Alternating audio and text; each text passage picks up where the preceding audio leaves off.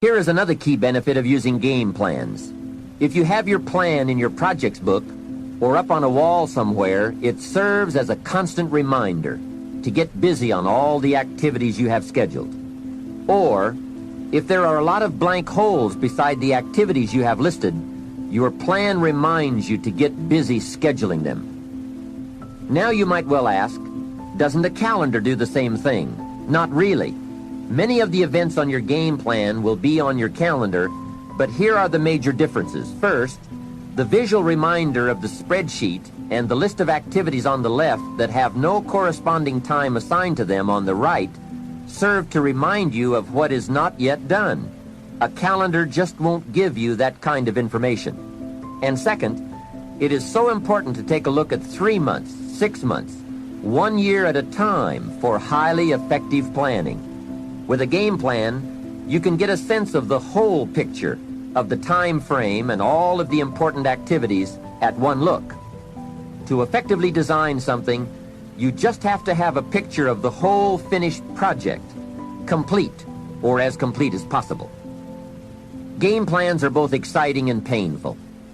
Painful because of all the things you must get on with and plan, make up your mind about, or give serious thought to. And painful because they illustrate how far behind you are sometimes. But they are also very exciting, both because they help you to foresee how your life, your business, and your family are going to unfold over the coming months, and because they can help you get the job done. It's like looking at the artist's rendering of the finished project. It brings all kinds of feelings to the surface as we see it all take shape and unfold. And it also gives you that incredible feeling of being in charge. You have your life in hand and in order and well designed. Remember how valuable a day is. It is part of your whole life enterprise. A day is like a piece of the mosaic of your life. Fashion it wisely to the best of your genius. For as someone once said, at midnight, the winged messengers come and gather up all these pieces and take them off to wherever the mosaic is kept. And surely on occasion one messenger says to another, wait till you see this one. A well-fashioned day with a beginning and an end, a purpose and a content, a color and a character, a feel and a texture. This well-fashioned day takes its place among the many and becomes a valuable memory and treasure. An equity of experience and spirit and life. And remember, the genius to do all this lies within you. Never forget that. Some people say, if I was as smart as you are, make sure you make the correction in thinking to say, if I had developed as much of my smart as you have. That's it. We're all smart enough.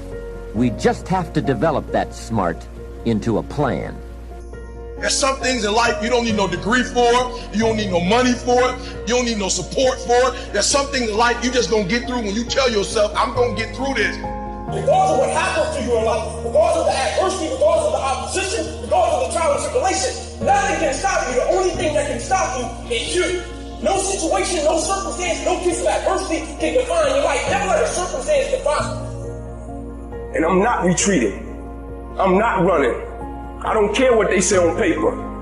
I don't care if you say we outnumbered. We live by this and we die by this. We don't retreat. We don't run. We gonna stand, we gonna live, we gonna die by what we stand for, and everybody gonna know what we represent and what we're a part of. I got staying power. I got staying power. Be encouraged today that no matter what you walk through, no matter how broken your marriage is, no matter how many times you fail, there is within you a spirit that is greater than whatever is going on around you. If you would be willing to fight your way through this battle, fight your way through cancer, fight your way through that academic struggle, fight your way through divorce, fight your way through it. If you are willing to fight your way through that singing career, fight your way through boxing, fight your way through football, I'm telling you at the end of the fight is going to come victory. Every decision that you make in your life has an impact on what you're going to be doing 5 minutes from now. Maybe it's tomorrow, maybe it's next week, maybe it's a year, maybe it's 10 years from now. But everything that you decide to do today is going to have an impact on you in the future. Now, if you know what you're worth, now go out and get what you're worth. But you gotta be willing to take the hits and not pointing fingers saying you ain't where you want to be because of him or her or anybody. Cowards do that, and that ain't you. You're better than that. Start looking into the future of what you would like to accomplish, where you would like to go, the person you would like to be. Decide what you want, and then act as if you already had it. And that is to believe that what you imagine is possible for you. I had sweat equity. I had been working my whole life.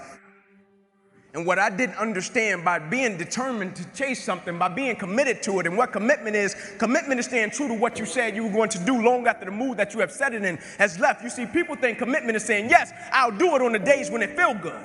But I have been committed to everything that I ever started in my life, and I never stopped and I never quit it. And so by being committed to everything that I started, I finished it. It built a certain type of spirit. It built a certain type of mentality. It built a certain type of individual. And so now I couldn't quit even if I wanted to. I couldn't lay in the bed even if I wanted to. I couldn't stop even if I wanted to. I had too much sweat equity in my life and everything that I was doing. It all comes down to the inner game, my friends. Changing your life is a change in the inner game. The outside world you can't control, but you have absolute control over this one if you learn the dynamics of what shapes you. And identity is one of those simple, clear, fundamental basics that if you start to shift it, everything else will shift in your life as well.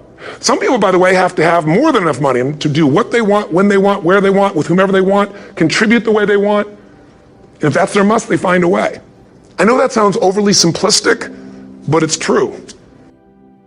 Faith is the substance of things hoped for and the evidence of things not seen.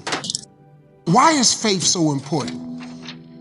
Because it's the substance of things hoped for. See, faith really is just hard hoping.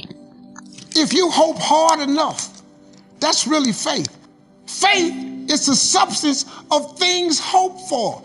If you can just keep hope alive, you can make it.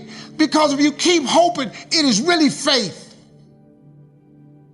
You just got to transpose it into I hope this happened to I believe this can happen. You have to have like real rigid requirements of yourself where you don't allow yourself to back out of things and you don't allow yourself to slack off. And I don't think people put those kind of requirements on themselves as if it's it is a daily principle of life, like what you must get done. And if you did that, I think you'd be healthier and happier, and your body would perform more smoothly. And if you require your body to do things like that, I think it rises to the occasion. It's just kind of like, I'll give you an example. Look at your physical body. Your physical body today is an absolute reflection of only one thing, not your goals, not your desires, but your standards. The identity you have for yourself. If your standard is you're an athlete, then there's a certain amount of strength, a muscle tone, and energy that's available in your body on a regular basis because that's who you are. And so you do whatever is necessary to maintain that identity. Again, the strongest force in the human personality is this need to stay consistent with how we define ourselves. And as you begin to challenge yourself, you'll discover some things about yourself that you don't know right now. The other thing is you begin to look at yourself, look at your dreams, and begin to experiment and stepping into your greatness. One of the things that's very important, whatever goals and dreams that you have, repeat after me, please, make your move before you're ready.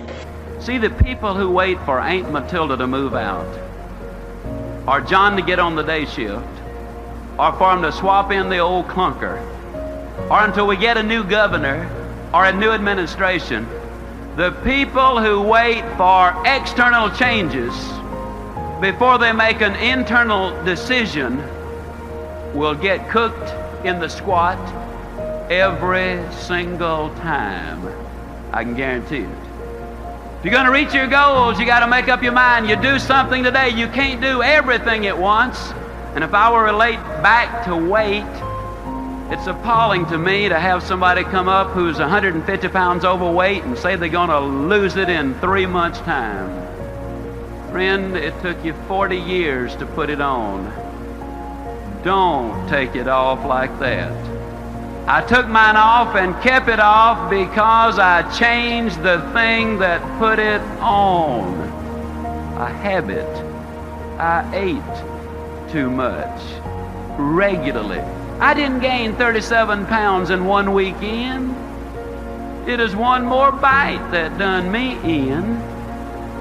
It's the little things. I looked at that weight and I realized that all I had to do was lose 1 9/10 ounces a day. And if I lose 1 9/10 ounces a day, then yes, I'm going to lose that weight. And ladies and gentlemen, to the ounce and to the day. 10 months, I had lost exactly 37 pounds. I had set the goal and I had reached it. Now, a lot of times people come to me and they say, Zig, tell me the truth. I'm always amused that people that say, tell me the truth, they're implying, I guess, that have been lying up until then. Tell me the truth now, Zig. How did you feel about getting up in the morning and going out there and doing that running? How'd you feel about it? I'm going to tell you the truth. I hated it. Man, that alarm clock could sound off, you know, and I'd lay there for a minute and I'd think to myself, Ziegler, what's a 46-year-old fat boy like you doing getting up running all over the neighborhood? Your buddies are sound asleep. What are you trying to prove? And then I'd look down at that 41-inch waistline and I would say, Ziegler, do you want to look like you or do you want to look like the guy in the jockey shorts? Well, I didn't want to look like me. No way. So I'd get out of bed. But just because I was running, that didn't mean I had to like it. Man, I'd get out there and run. I don't know what I'm trying to do. Acting like a teenager and everybody else is sound asleep, and here I am doing a fool thing like this. That's crazy, you know, and off I'd go. And don't you think for 1 minute I didn't tell everybody about it either.